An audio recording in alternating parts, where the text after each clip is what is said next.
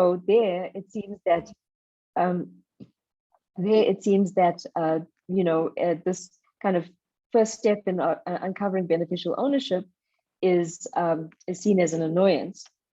But more concerningly, we know that organized business has pushed back against proposed amendments to the Companies Act that seek to introduce beneficial ownership transparency. And this is by requiring companies to put up registers in place that pierce through the many layers of subsidiaries and controlling arrangements and other forms of beneficial ownership holdings until you get to the ultimate beneficial ownership holder. And the reasons for these objections, at least the ones that they've put up in public, because obviously we don't have access to the submissions unless parties themselves share them, as civil society tends to do, but not so much private sector actors. But the reasons that they put up in public is that should these requirements become law, they would be so onerous as to deter foreign investment, which to me is quite overblown and dramatic. So to some sectors of society, at a minimum, beneficial ownership transparency is an annoyance, but at the other end of this spectrum, it's seen as a threat. But I think this misses the point entirely. Beneficial ownership transparency matters. It matters to anyone who's looking for kind of weapons to add to the armory to slay the many-headed hydra that is corruption in South Africa. And indeed the world, given that those who want to hide illicitly obtained funds often do them by kind of layering through companies and subsidiaries, but often that chain, there's a link in the chain that goes overseas, offshore to the so-called secrecy jurisdictions. So really it's as Christopher's pointed out, it's not just a South Africa problem, it's an international, it has this international foreign link as well.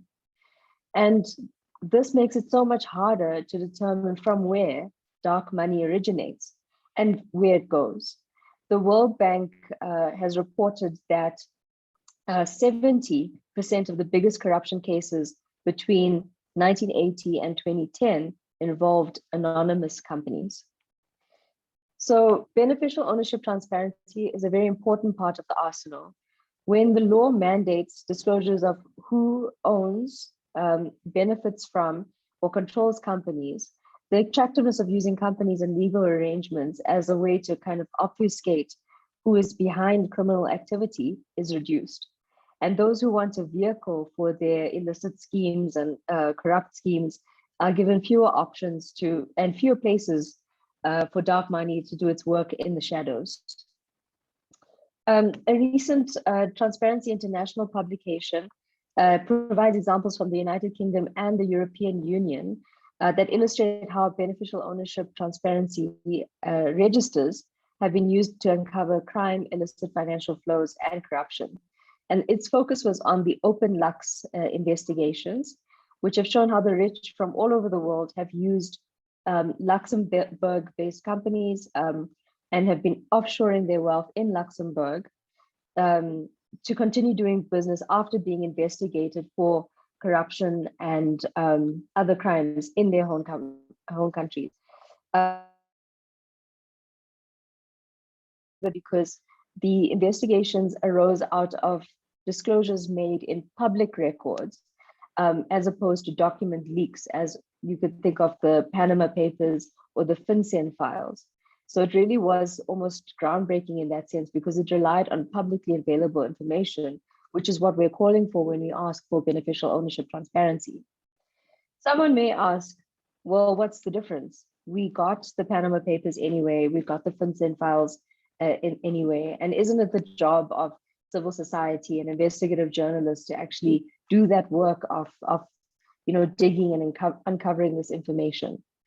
But I would say, having worked with investigative journalists first and seeing firsthand how they operate, it really is such a painstaking, time-consuming, resource-intensive task to find this type of information without these publicly available registers. Because they are piecing together information as an outsider to the company, They work from incomplete information.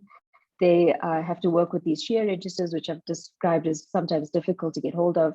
And it really saps the time and effort that journalists could be spending doing other things like meeting with sources, actually just doing analysis of the information that they have, looking at documents that they receive, or even just writing up the story so that the public gets the story faster.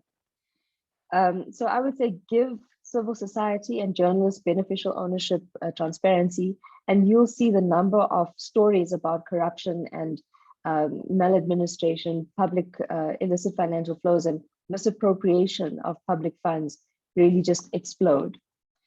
I'd invite you to actually go to a Daily Mavericks website where there's an interview between Polly van Wyk and Peter Louis Myburgh regarding the digital vibes scandal. Myburgh goes into great detail as to how he actually conducted that investigation, which is a very interesting listen. And he also had to do work of uncovering, which party was a front for another person, as well as how companies were related to each other. If we make these processes easier for journalists and civil society, we expose more corruption, and that allows us to take action to recover the public funds that were misappropriated, and also to punish those responsible so that further corruption is deterred. And we need to know these stories because the consequences of corruption are very dire. Digital Vibes and the tender that they received, as we know, it was intended so that they would translate COVID information into the official languages so that everyone was given the opportunity to know how to protect themselves against the pandemic. And Myburgh reports that 100 million of that contract did not go to that purpose. It went into the private funds. So even though I would say we can't name specific names of victims, people have died as a result of this tender scandal. So that's really something to think about. When we're faced with the horrors that corruption helps to feed, including poverty, unemployment, lack of service delivery, and even illness and death, we really have to do whatever we can and use whatever tools are at our disposal to end corruption in our society. And beneficial ownership transparency is one of the best tools that we have. amaBhungane journalist Susan Comrie provided several examples to me where politicians were given very small stakes in companies. It ended up being 2 to 3%. And that actually translated into millions of rands. And these were obviously through subsidiaries, and it took some work for her to uncover that. But it shows that it's really necessary to drill down right until the very end of the chain, because even small stakes in companies can actually be conduits for very large cash flows. I just want to make a point that when we were preparing our submissions on the Companies Amendment Bill, we worked with Who Owns Whom, and they provided an historical perspective of beneficial ownership transparency. And they pointed out that historically, a section was introduced into the 1973 Companies Act as a way to benefit apartheid interests. It was introduced to counter sanctions by enabling apartheid ministers to disallow the disclosure of certain categories of JSE listed companies where this was deemed to be in the public interest of certain listed subsidiaries.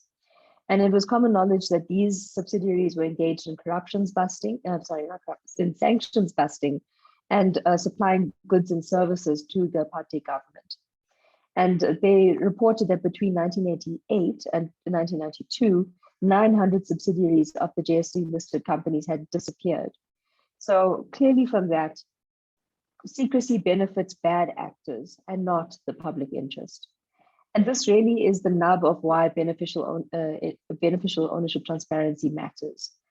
Our courts have acknowledged that the affairs of companies are not entirely public matters because companies exist and interact with the public. They have a potential to cause harm, and that can be mitigated by kind of giving up just a little aspect of their privacy, as Christopher mentioned. And this is really crucial to keeping companies accountable. So beneficial ownership transparency matters to anyone who wants to help end endemic corruption in South Africa, including civil society, the media, those in the public sector, and indeed the public. But going back to the beginning, it's also in the interest of those in the private sector who actually do wish to attract foreign investment. Because shouldn't it be a goal of South Africa to be a kind of prime destination for clean business from throughout the world? As I'm sure our speakers will discuss today, there's a global march towards beneficial ownership transparency. Open Ownership reported that 110 countries have committed to beneficial ownership transparency. I think given our poor showing with the FATF assessment, it's no longer a nice to have. It is an urgent need, and in fact, it's an obligation. And really what I want to say is that in this global march towards this type of transparency in relation to beneficial ownership, South Africa cannot afford to be left behind. Thank you. Thank you so much, Cherese. I think what really comes across quite strongly from what you're saying is that, you know, the stakes are really high, and we're not just talking about monetary terms. We're talking about the reality that this opacity has a significant and direct impact on the ground to issues of sustainable development, issues of poverty alleviation, and so on. And right at the heart of it is corruption, and how do we move the agenda of anti-corruption forward using beneficial ownership transparency.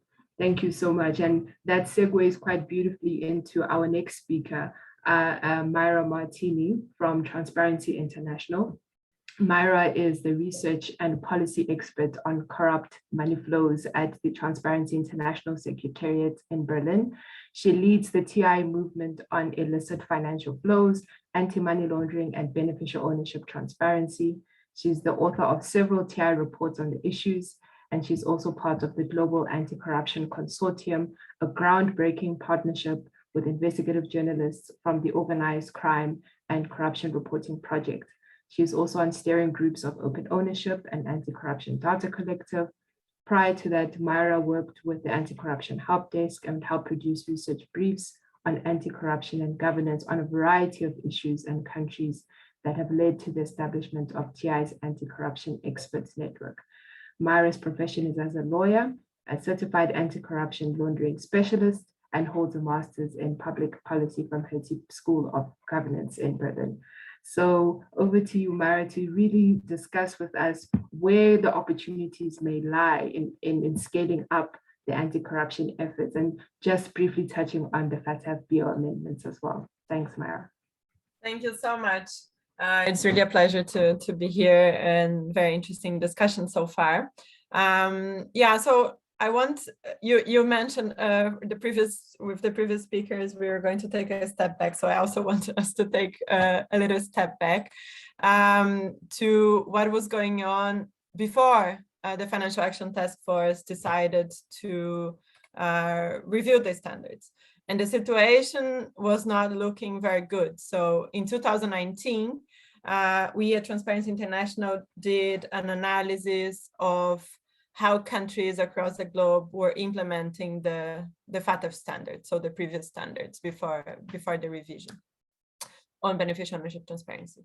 And what we found was that in the great majority of countries, 85% of the countries we analyzed, countries assessed were relying on the information collected by banks or other obliged entities like lawyers, real estate agents, accountants, and so on.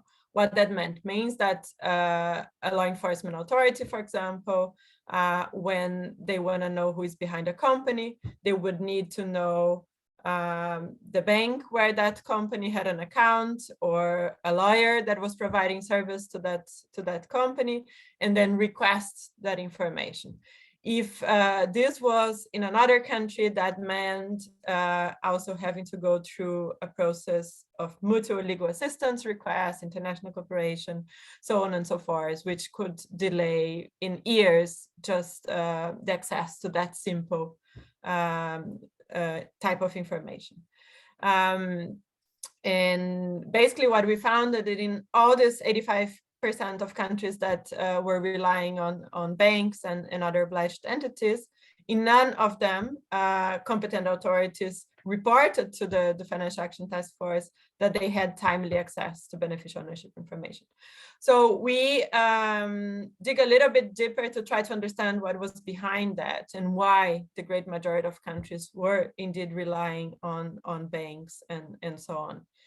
And what we found is that the standard at that point in time actually allowed that. It said that there was a provision requiring countries to have beneficial ownership transparency, but there was flexibility in how to achieve that. So countries could either rely on companies themselves or set up a register or rely on obliged entities. And they didn't have to have all of those things in place. And the result was that most of them opted for the easiest solution in their view, that was to rely on banks. And on the other hand, we found that countries that at that point in time already had a beneficial ownership register, in addition to other requirements, were doing much better. In those countries, authorities would respond saying, yes, we are much more likely to gain access to beneficial ownership information in a timely manner. So it took a while for the Financial Action Task Force to also reach that conclusion that the flexibility provided by the standard was indeed problematic, was indeed affecting the ability of countries and the way that countries chose to implement the standards, which led to, I guess, a lot of discussions internally and to the revision of the standard that we now that was now approved last month. So let me talk very briefly about what the new global standards look like, what is good about it, what are potential issues that we need to be considered going forward if countries want to have an effective system in place. So what is good about the standard, and the first speaker talked about that, is that now we have a multi-pronged approach. So countries can no longer choose one single mechanism. They have to have at least 3 things in place. They have to require companies to maintain the information on their beneficial owners. They have to set up a register or an alternative mechanism. Let's talk about that alternative mechanism in a bit. And they have to rely on supplementary sources if they wish, that it would be then banks and other obliged entities and so on. So registers become a requirement under the new standard, although there is this option of an alternative mechanism, which I don't think it's very clear what other alternative mechanism could fulfill the same objectives of a register. And the standard is very clear that if a country opts for an alternative mechanism, then this mechanism needs to ensure that authorities have access in a timely manner, efficient access, and so on, as they would with a register. And in a lot of work I have been doing in the past on that, I haven't seen any alternative mechanism that would fulfill the same objectives of a register. I think there are 2 approaches from different countries that could potentially be considered an alternative mechanism. One is in Spain, where you have notaries keeping a register that where law enforcement authorities have direct access. And I would stress that direct access is extremely important if we want authorities to be able to effectively use the information. And I think there is one more country in the Caribbean where you have a register that is also maintained by obliged entities, so trust and corporate service providers, but also with direct access to authorities. I think there are red flags there, because then you need to ensure that those professions are well regulated, well supervised, and that there is strong enforcement in case they don't fulfill the requirements. So another good point in the new standards is that requires verified data, which is great. I think where it falls short is that it doesn't say who should be responsible for verifying the data. We believe that would be useful to have clear guidance on how the data should be verified. The responsibility should lie with a public authority. You can have discrepancy reporting, for example, by obliged entities, but this should be supplementary to a strong process to verify and check the data when a company is incorporated, but also throughout the life of that company with a red flag system, for example, as many countries started to implement. Denmark and Latvia in Europe already have verification mechanisms in place that have proven to be quite useful.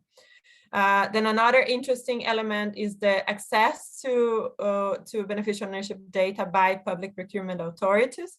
So this was not the case in the previous standard. So now public procurement authorities should also be able to access this information and use this information in the course of procurement process.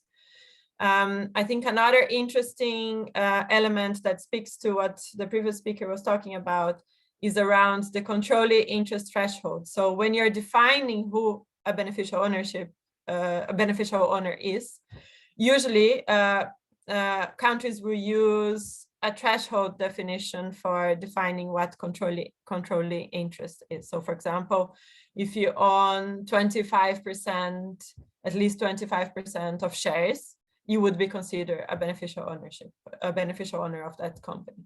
What we have seen in the past is that applying directly this 25%, which most countries have been doing, doesn't really work. And this decision should actually be based on risk, because it could be for some sectors of the economy, and extractives is a good example. A 5% threshold is already a significant threshold.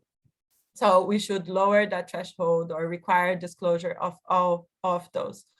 And this shouldn't really substitute the idea of going through the chain and finding the real individual, the real beneficial owner, though the person actually in control. I think another interesting element coming out of the register is around the foreign companies and requiring those high-risk foreign companies with links to the country to also register in the register and provide the beneficial ownership information. I think this is particularly key in the real estate sector, for example, because in many countries, a foreign company can directly invest in real estate without having to register in the company register or provide any information on their beneficial owner. So there are other interesting rules when it comes to nominee shareholders, prohibition of bearer shares, but I will stick to the register now and talk a little bit about one element, thinking a little bit more on implementation by countries, but also on the role of registers if we want them to effectively help in fighting corruption. I think we cannot talk about any type of register, so I don't think it's that simple to go and just find an alternative mechanism that will lead to the same results. Experience from other countries show that the way the register is set up will influence a lot on the ability of law enforcement to use that data properly and to use in a way that also prevents corruption, prevents money laundering, prevents other financial crimes. So we need to start with an adequate definition that considers the risks. We need to have adequate coverage, so including also foreign ownership, like we discussed, but making sure that there are not exceptions that could be used as loophole to circumvent the rules. Then the verification of the information, ensuring then that authorities have the necessary resources and powers to verify and to take measures if the information in the register is not accurate, ensuring the information is up to date. Then also you need to collect and disclose all relevant information. So the name, the birth date, the nationality, the country of residence, and importantly, the type and extent of control. And here is where we can draw a line and ensure that we only disclose information that is useful in relation to the company and information that is private of the beneficial owner. So for example, tax information or home address, this doesn't need to be disclosed and helps reaching that balance between public interest and privacy. So the other quick point that I think it's fundamental is the direct access by competent authorities. So they should be able to have the whole register, ideally in open data, to search through the register, to be able to use it proactively to investigate case, and not only as a reactive tool where they need to know what they're looking for to request the information. So any alternative mechanism that is considered should take that into consideration. You should give directed, unfiltered access to competent authorities. And then here you can also think beyond the anti-money laundering type of authorities to also include procurement officials, supreme audit institutions, anti-corruption agencies. All of those can have an important role to play. And then I think last but not least, a strong case here for making this information public and free in structured data to everyone to be able to search through it, to cross-check, not only to look for individual cases, but also to help with policy formulation, with identification of risks. And this would go a long way in improving transparency in company ownership in a country. The previous speaker mentioned some of the examples. I will post also in the chat in case you want to go through case studies where it's very clear how having that information in a public and freely accessible way will help civil society, journalists, but also foreign competent authorities to look into the data and identify potential corruption case. I think my time is up. I'm happy to take any questions and discuss a little bit more the impact of registers so far if we have time. Thanks a lot. Thank you so much, Maira. I think it is really brilliantly done how you navigated the terrain of the FATF process to where we are now.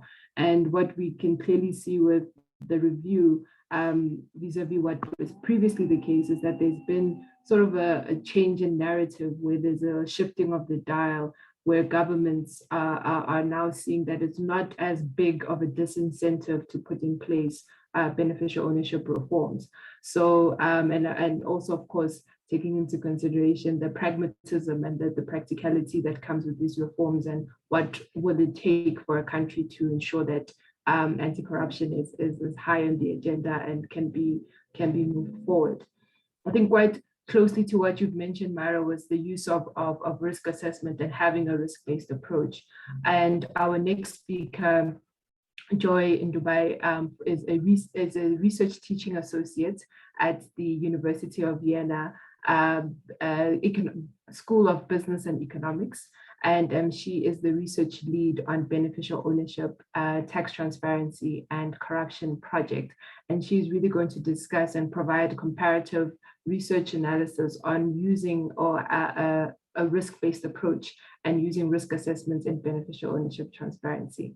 So over to you, Joy. Thank you, Mashudu, and thank you for having me this morning. Good morning, everyone. I hope you can hear me all right. Just to quickly mention that we have been working on this tax transparency corruption project for the last 3 years. And part of our work has been not just beneficial ownership, but interagency cooperation, client attorney privilege, cooperative compliance, unexplained wealth orders. And part of our work is looking into how this can all work together to support transparency. And we've been focusing on the role of implementation in particular. So we've been working and getting input and participation from about 25 or more African countries, many financial intelligence units, tax authorities, and other law enforcement agencies. So I will have some broader input about, some of the lessons and some of what can be taken away from current challenges in implementation. And then I will focus on the risk-based approach and what Mashudu has asked me to briefly mention today. So let me begin by saying that the multi-pronged approach really presents significant opportunities for countries. By introducing other public authorities or bodies as sources of information, countries now need to acknowledge the importance of interagency cooperation. And this is particularly important for successful implementation of the standards. It not only requires the development of knowledge and skills amongst a variety of authorities, it also necessitates the introduction of the same definition of a beneficial owner across the legal framework to establish coherence in the data collected. And this is really something that we found to be quite important in South Africa, for example. So through our focus group meetings, we've learned this and a few other important lessons.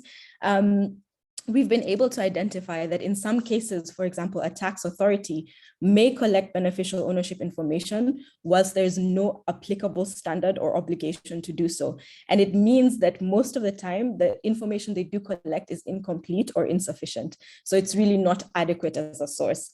And part of the problem we found in Kenya was really just that the tax laws were not adequate and needed to be enhanced in order to enable the tax authority to collect this complete beneficial ownership information.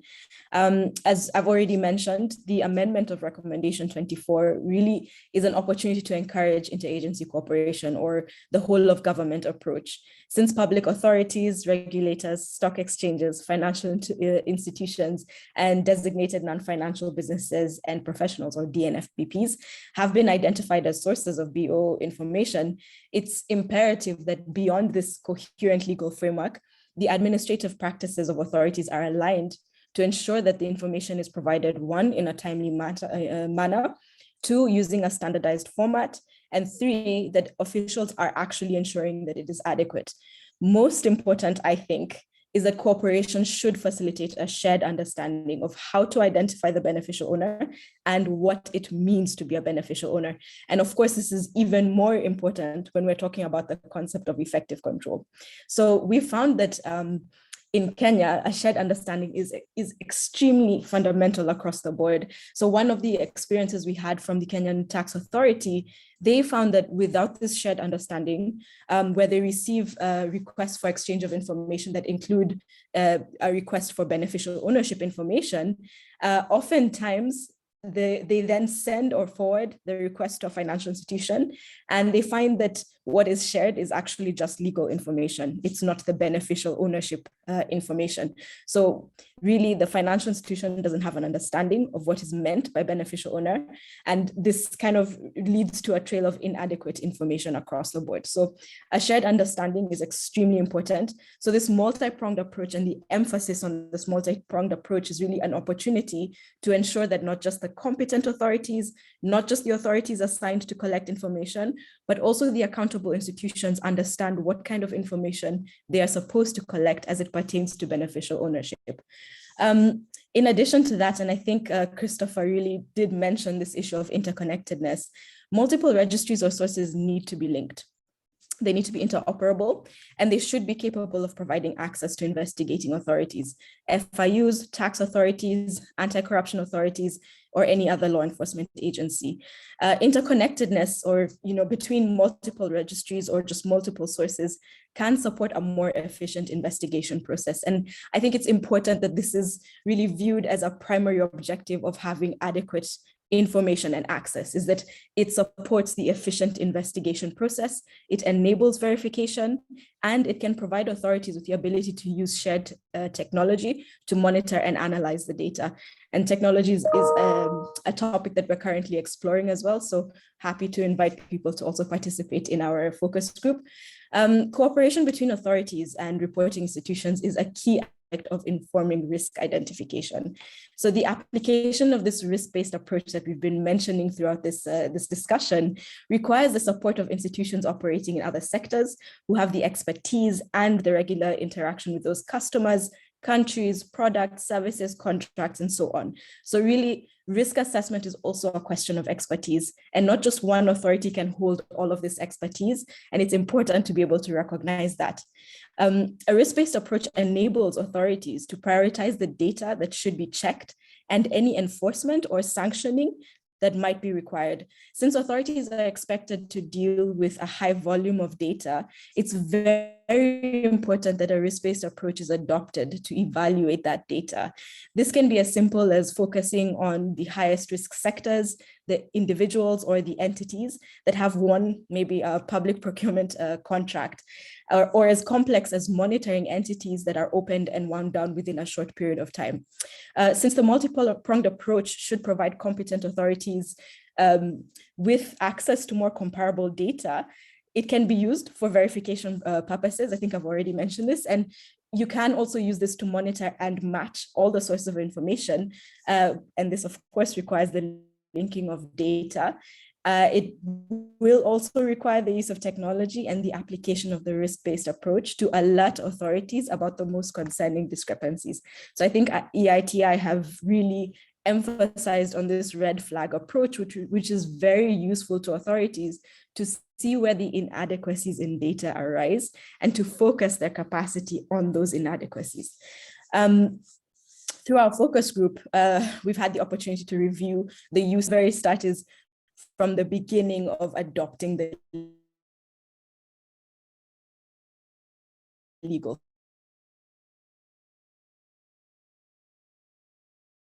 framework. So participants have identified that risk assessment should be established through a whole of government, even state enterprise. So it's not a one-off, it needs to happen on a regular basis because, of course, risk is changing, right? Based on the practices of potential criminals, risk will also change. And vulnerable bribery, corruption, money laundering, tax, and other financial crimes. And for us, our focus beyond just the AML CFT, so involving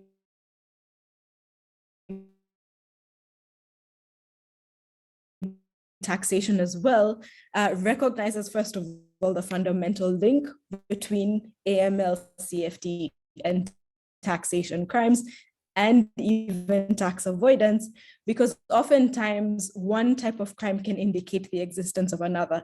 So if there is money laundering involved, there's most likely going to be tax evasion. And if these two authorities can be involved in investigating and using the information and sharing the information, there's a higher likelihood of success in prosecution.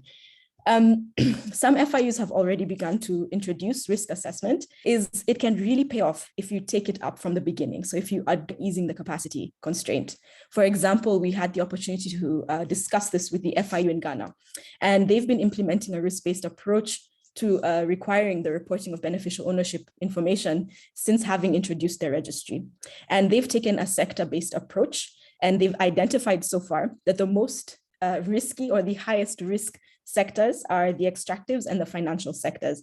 And these have been posing the highest risk for illicit financial flows. So what they have done is that these two sectors have been required to report, and they've been prioritized to verify their compliance, which has helped authorities to focus purely on extractives and financial sector and deprioritize some of the other sectors.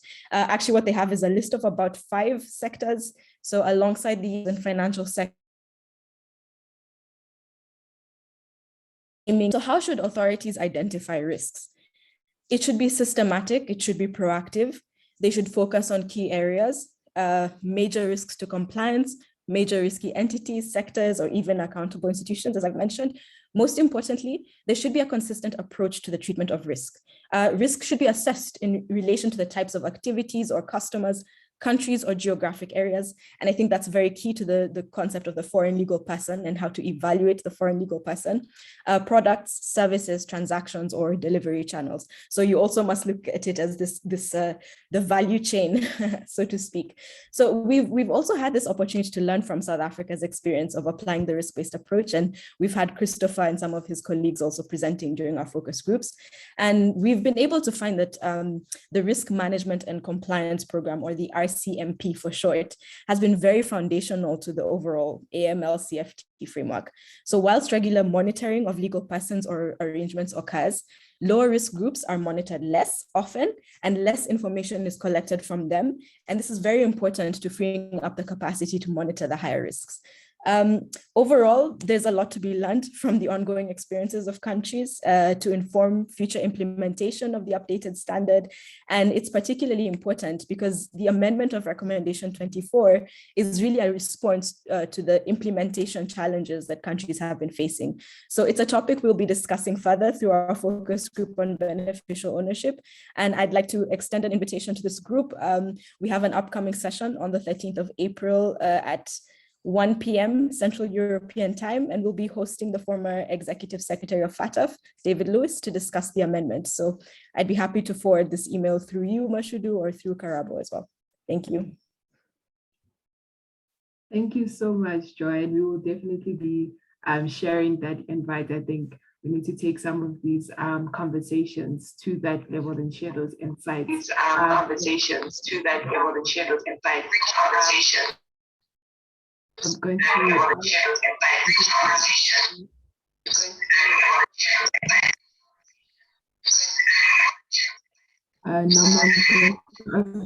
please mute. Apologies for that. And I think we've really touched on some of the key aspects. Our speakers have really touched on really some of the key aspects that are necessary.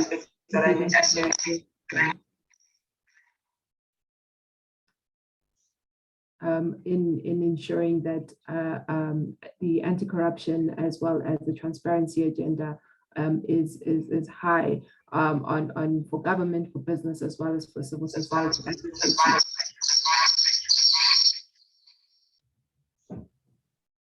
I'm going to ask the speakers to please mute their mics because there's an echo.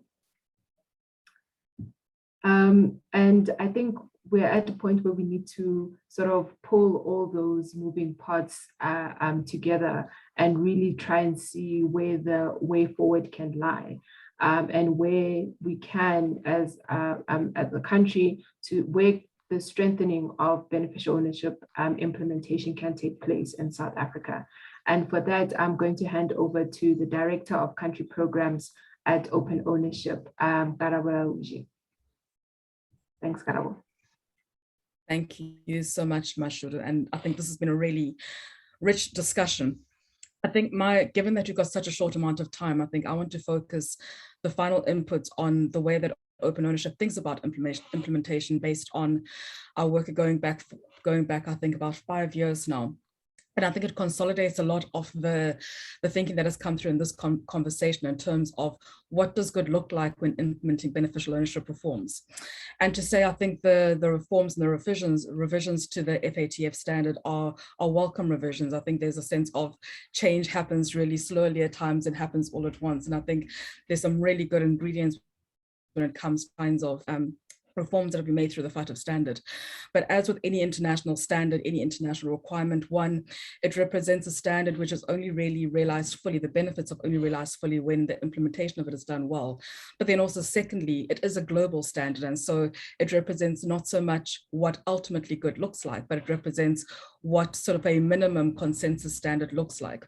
And so I think what we see with many implementing countries and what is going to be crucial for South Africa going forward is to identify, and as something that Christopher said, of what works for the South African context, what are the immediate risks, what are the requirements, what are the policy objectives that will take beneficial ownership transparency forward for South Africa, not just as an implementation step, but ultimately to make sure that the data which is collected and made available is both made available to those who require it, but it's also useful. The way that we frame at Open Ownership what good looks like is through something which we call the 9 of beneficial ownership transparency. And these 9 principles really cover the areas where implementing current countries should be thinking about in terms of ensuring that every single angle which is required for ultimately creating good and usable data is considered in implementation. So things such as considering what are the definitions of beneficial ownership in a particular jurisdiction, and is it comprehensive? So whilst it might be useful to have a framework which identifies which kind of entities might be risky, what we see in other implementing countries where they have sort of focused immediately on more risky entities is that that has sometimes created a loophole where you've got, for example, in the UK with the Scottish limited liability partnerships, where those are initially seen as periphery entities and therefore not subject to disclosure requirements. And that quickly became the vehicle of choice once the UK PSC register was put into place for entities wishing to hide their interests. And so I think ultimately it's really thinking about having a definition that's robust to ensure that it can really stand the test of time, but is comprehensive enough to ensure that any type of entity or loophole which is created is closed sufficiently. And I think this is important for South Africa, both because we're playing a game of a bit of catch up as a country which is still requires to do some work to get up to what the global standards are, but also ensuring that it can really stand the test of time.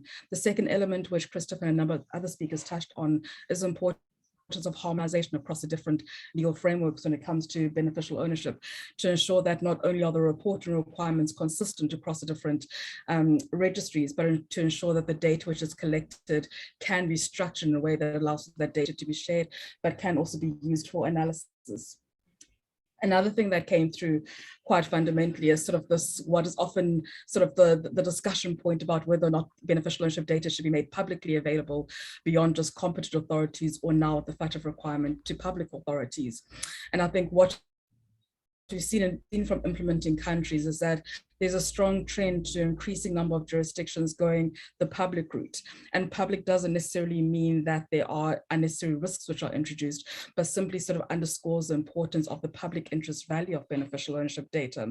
Some of the guidance that we've got open ownership really assists implement countries to think about how they can make data publicly available in a way that doesn't violate any kind of data protection provisions, or ensures that additional risks aren't passed on to those. Another area which I think has come through quite clearly is on the choice on whether or not to go with the sort of alternative approach or the central approach. And whilst this is a conversation of policy as well as requirement, I think there's compelling reasons for why a central registry is really an important mechanism for really being able to get the most benefit out of beneficial ownership transparency, not least because competent authorities can be able to get that data in a timeliest manner, which I think is a key requirement, not only from the FATF process, but also in terms of South Africa's needs in terms of being able to get data readily and easily accessible to competent authorities. One aspect that hasn't been touched on by speakers today is the importance of not only collecting data and collecting data in a timeliest manner, but ensuring that you've got an auditable trail of beneficial ownership data over time. And this is something that sits within our principles as well, where we say that it's not only sufficient to collect data which is kept up to date, but it's also important to know the full historical record of who's owned and controlled a company.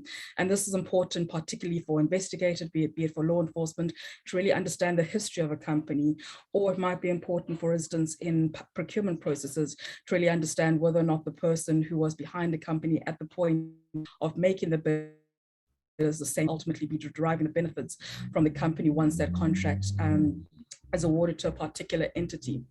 So I suppose in closing, and again, giving you enough time for hopefully a few points and questions, is to say I think there's a real strong opportunity for South Africa to leverage some of the recommendations coming out of the FATF process, but also respond to South Africa's current review under the FATF process, where we have still been identified as having some deficiencies. I think we've got a lot of the architecture in place for us to be able to implement beneficial ownership transparency well. But I think there's also an urgency to ensure that when we do implement, it's done in a way that really allows South Africa to both play a game of catch up sufficiently, but also takes us forward in terms of really addressing some of the risks that have been discussed by speakers when it comes to corruption, but also ensuring that South Africa continues to be an economy which is attractive for investors as well as is good for our business stakeholders. So with that, I'll hand back my open ownership links have been shared in chat, and hopefully we can go into a bit of a discussion about what does BOT look like for South Africa. Thank you so much, Karabo. And I think you've raised some really important pragmatic considerations when we are looking at implementation in South Africa. We do have a couple of questions to our panelists. Here's a question for Cherese. The question is, how important is it to consider the positive opportunities of beneficial ownership transparency, particularly a public register, to build private sector acceptance? The largest user in the UK is small and medium companies. So that's your way, Cherese.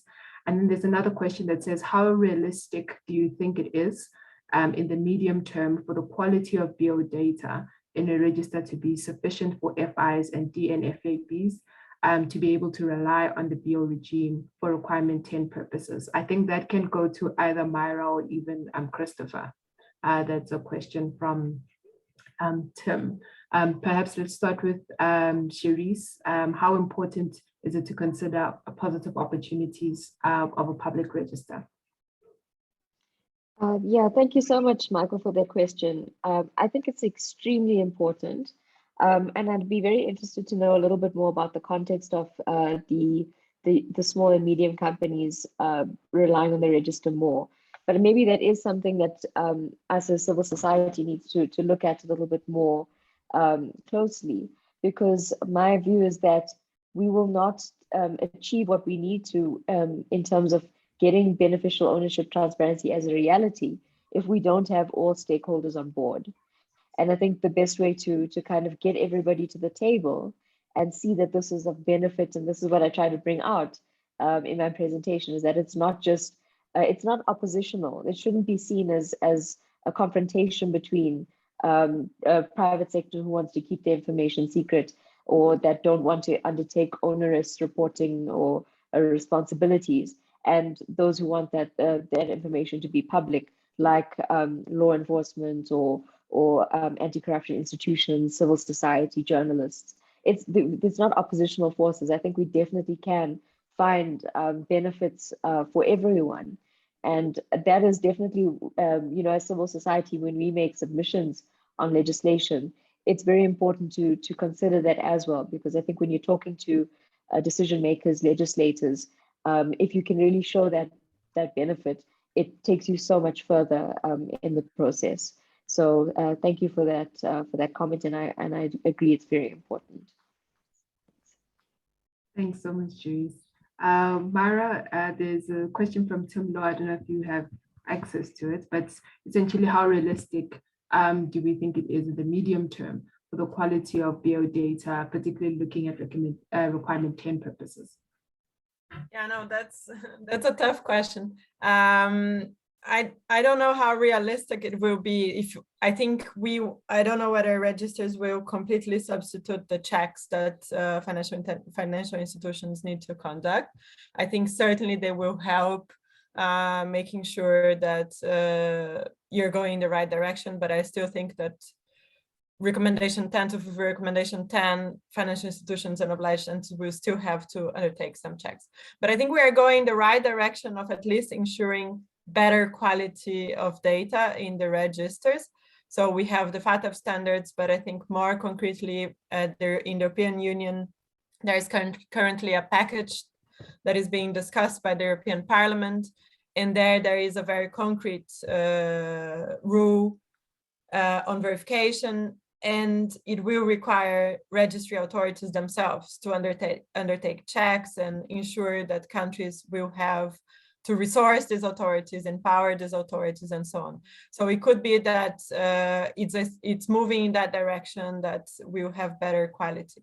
And maybe let me just weigh in quickly on the business case for beneficial ownership registers, because I think we increasingly hear from business. Often we talk about how this can be used for due diligence, like we are just discussing on implementation of recommendation 10.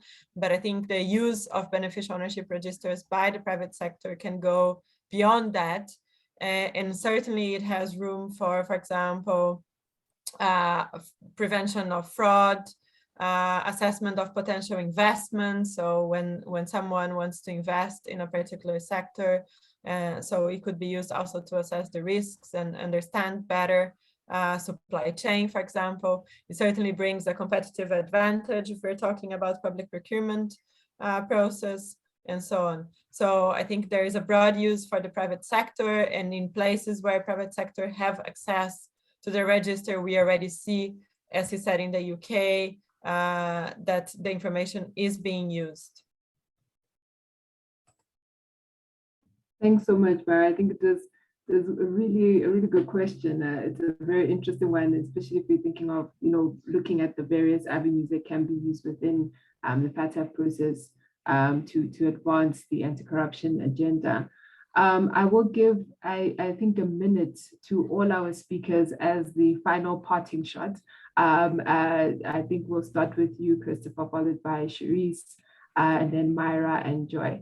So just 1 minute final parting shot, please. Over to you, Christopher. Thank you. And look, I don't want to pour a cold water on this very hot topic, but we must realize that the concept of a beneficial ownership registry is not a panacea. That is our policy stance, right? So we've got to be smarter as South Africans. We've got to find something that works for us and gives us the efficiency and effectiveness gains we want. And from where we sit, we are not saying that the beneficial ownership, and we don't believe we can. We need to find ways of, through an integrated mechanism, get to the data that we need to get to in a manner that, first of all, that data needs to be transparent. It gives you the necessary transparency, right? And then also, most importantly, it is accurate, verified, up to date. We don't have to look further than Companies House in the UK. They are roundly criticized. They have a very elaborate system, but it's not verified data. And we don't have to be repeating those mistakes. So we've got to find what works. What I'm actually also thinking we need to be doing a lot of more work upon is placing that obligation directly on the companies themselves. Because that issue which was earlier pointed out, we have noted as well.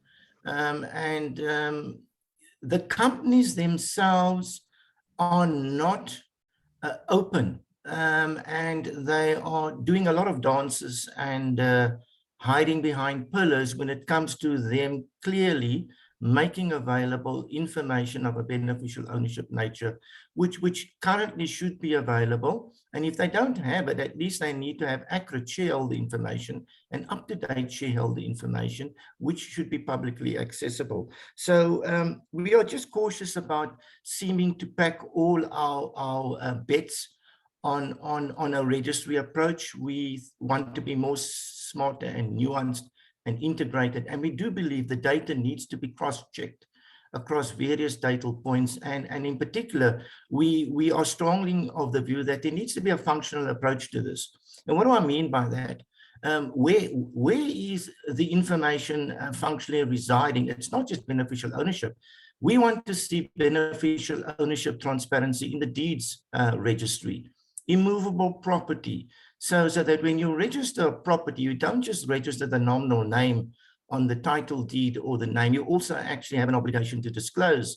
Is this perhaps an oligarch through Cyprus into South Africa buying an expensive property in Nettleton Road in Clifton? You know, those are the sort of issues we would want to get closer to, and I'll end there. Thank you. Thanks, Chris. Cherese, parting shot? Those are some great points by Chris. I think my parting shot is that we're kind of all assembled in this virtual room because we have some kind of interest in this issue. And I know when I was preparing my remarks, you know, this kind of might seem like an esoteric kind of topic for many. It's not something that you kind of bring up in conversation with others. But I think what we need to have is a greater understanding amongst the people generally, and an appreciation for the role of beneficial ownership transparency in the fight against corruption, which I think a lot of people take quite seriously. So I would encourage people to have these discussions, and I think this is the way that we can foster that kind of goodwill within the private sector as well, to kind of explain that, because I also worked at a law firm once, and I was a commercial attorney, and I wrote, after joining civil society, I wrote a piece in favor of beneficial ownership transparency, and my previous employers kind of got back to me and said, why are you writing about this? Like, this, I do not agree. And then they sent me a piece that they had written opposing it. So, you know, really, we need to have these conversations and kind of get the word out there, so that we build a strong understanding and support, because we know that there's going to be, there's been a round of comment on the company's amendment bill. We know that there's potentially more rounds of public participation, and we really need to get everybody on board with this issue. So that's what I'd like to add. Thanks, Cherese. Over to you, Maira. Just very quickly, I think we have seen countries committing to improve beneficial ownership rules and frameworks for a really long time, no? Either via G20, OGP, EITI, in different frameworks. So we really hope that with the revision of the FATF standards is the final push that countries needed to actually take action, implement effective systems, and ensure that this information is available. Is not an end in itself, it's just the beginning. So it's information that can be used to disclose and to help authorities to trace potential funds. And I would fully agree with Christopher that of the importance of linking this information with other databases, and so you're starting to understand, no, who wants what and where. And you can take measures if necessary. And that's why, with that objective in mind, is how you should design your system. No? Your system should allow you and allow your authorities to do exactly that: trace, prevent, and then detect and trace and take measures if necessary. Thanks so much, Maira. Joy, you, just before we wrap up. Sure. I think what I will say is, I think for the success of the multi-pronged approach, and really for the success of a, risk-based approach, I'll quote a participant from the South African FIU actually, and what they said was that it takes a network to fight a network.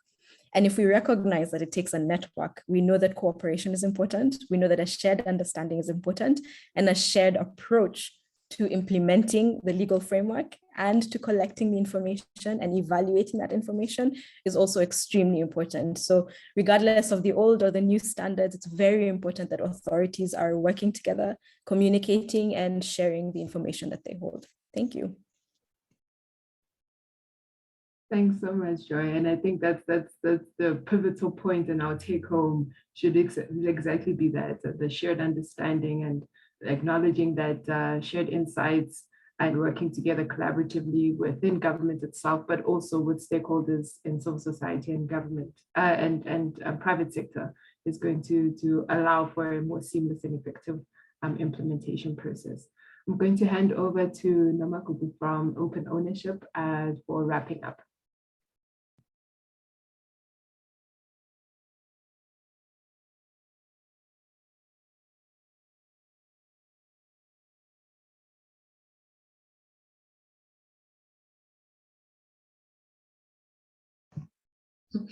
Thank you, Mashudu. So I'm just going to wrap up the first three sessions.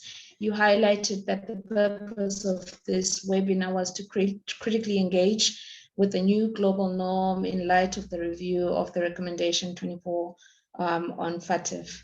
And our first speaker, Mr. Chris Malan, he highlighted that one of the main things is to have a multi-pronged approach and a risk-based approach with regards to beneficial ownership transparency. And that one of the biggest challenges in BOT right now is the fact that there are also foreign structures which are involved in the picture, and that brings in a dynamic where we don't have the registers for those foreign jurisdictions. And each country must decide on the basis of risk and what are the alternative mechanisms to enable efficient access to information in their own country. So Malan also highlighted that we must be aware that as much as access to information is critical, there are privacy needs, privacy concerns that would actually dampen the expectation that information should be that publicly accessible. And then companies are required to obtain accurate data, up-to-date information, or to have accurate data and up-to-date information, but this is not currently the case in South Africa, and that should be tightened up. So one of the recommendations coming out of Mr. Malan's presentation, feedback, was that South Africa has started the process of seeking a risk-based approach. And so far, the FIC has found that there are two areas to be worked at. The first one being to better understand the legal persons in the country from a registration perspective. And then the second one being to establish what that information means in terms of risk. And then it just invited us to think about the alternative between having an integrated central registry or exploring alternative ways, which he also said in his wrap up as well. He also highlighted that the FIC is collaborating with the CPIs on the verification of information, on the verification of information tools that need to be put in place. And then we had a speaker from amaBhungane, who her presentation was around why BOT matters. First, she stated that outside of the anti-corruption network or organizations and anyone who's interested in this topic, the topic of BO tends to be sidelined and looked as if it doesn't matter, which is totally incorrect because of how corruption is linked to, has a dire effect on people's lives. She cited the example of digital vibes and how monies were diverted from the pandemic to pandemic relief and other programs to people's, to the pockets of public officials. So also highlighted also some of the objections for some of the amendments that MRB has been recommending to government, and how there's a pushback from some of those amendments from government stating that the onerous and would deter foreign investment, and then she posed this objection problematic because clean business, and if private sector was actually clean and out with their information, that would actually attract investment. So those are the main points in a nutshell. I think we will prepare a report and a blog for everybody that's understanding and appreciation of what we've been talking about. Over to you, Funeka.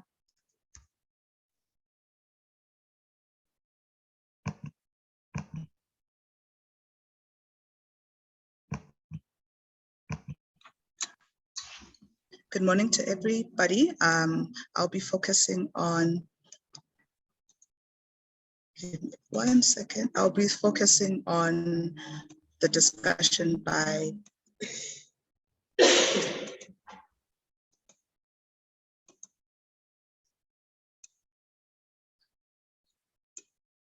apologies. Can everybody hear me? Yes. Yes. I'll be focusing on the discussion by Maria Martini, and she spoke about Transparency International and gave a background in terms of the previous standards and some of the risks involved with the previous standards. She spoke about that. She found that a majority of the countries, 85%, were relying, and that law enforcement authorities will need to know the bank account of each company, and that this, when found deeper, it was found that a majority of the country were relying on banks, and found that the standard allowed this, and that countries that had a BO register were doing much better. and that authorities were most likely to access BO information in a timely manner when they did have a register present.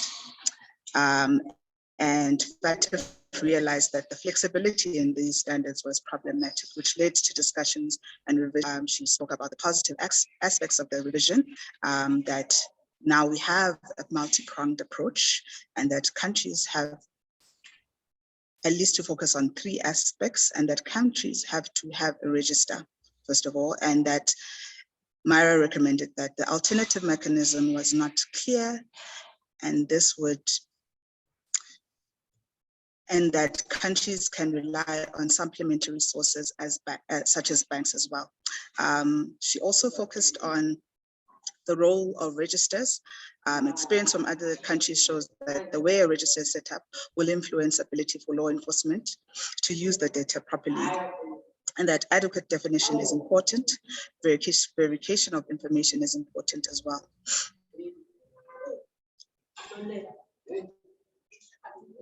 And that Cherese then spoke about the lessons and challenges in implementation. She spoke about working in 25 African countries, and that the multi-pronged approach had significant opportunities, such as countries needed to acknowledge inter-agency collaboration, and also that this necessitates same definition for coherence, and data collection. She spoke about focus group discussions, and that tax authorities may collect BO information without a standard to do so, which has led to insufficient and incomplete information, and that now information needs to be collected in a timely and adequate information needs to be collected.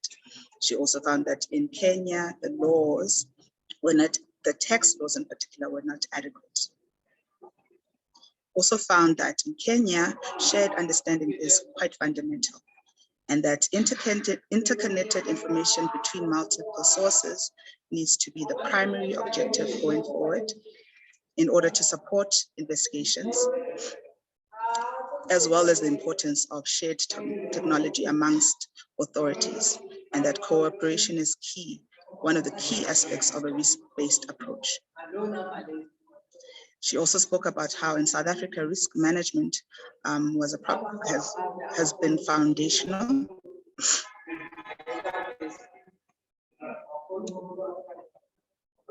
And has assisted in lowering the risk and fees capacity to monitor higher risks. And then Karabo spoke about inputs from OO in particular. I hope I'm still clear. And she spoke about particularly the 9 principles for open ownership. And she spoke about the need for robust and comprehensive definitions, as this prevents loopholes, and that in South Africa, or rather South Africa needs to catch up to global standards.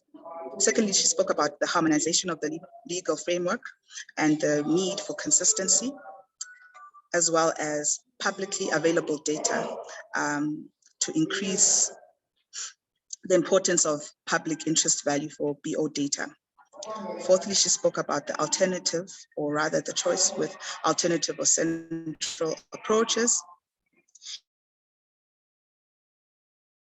is a compelling reason why a central register is an important mechanism. 5, she spoke about the auditable trail of how historical data has assisted with investigations, and as well as the procurement process. And finally, she also spoke about the opportunity to leverage recommendations and respond to the current review. Thank you. Thanks so much, Funeka and amaBhungane, greatly appreciate it. And as we move to closure, I think what really comes across quite strongly from all the speakers, as well as from the questions and the engagements from the chat, is that the issue of what is unaccounted really underpins the work of both corruption and inequality. And there needs to be concerted efforts to ensure that we deal with the use of anonymous companies, not only from a South African perspective, but from a regional and global perspective, because it is, at the end of the day, a global problem. I would like to send a grateful thank you to our speakers, to Cherese, Christopher, Karabo, Maira, and amaBhungane and Funeka. Thank you, as well as Joy. Thank you so much for taking the time and engaging on these topics. I think each of your slots could easily be a full day session, but I think it was really brilliantly navigated, and it allowed for all of us, including the attendees, to take home something to ponder on and something to take within our own spheres and sectors, so we can look at how beneficial ownership can be addressed. And of course, thank you so much to the attendees. This is not possible without any of you on the other end of the ether. So thank you so much for registering for this event and coming and joining in, as well as being interactive in the chat and for questions. As mentioned, we will be able to provide you with a report of today's webinar, as well as some of the material that has been mentioned by our speakers, and of course the engagement that Joy has mentioned with the former member of the FATF process of FATF, David Lewis. I think from myself at Corruption Watch and the Open Ownership colleagues, we thank you. It's been fantastic, it's been great, some incredible dialogue, and we will end the webinar here and have a fantastic day.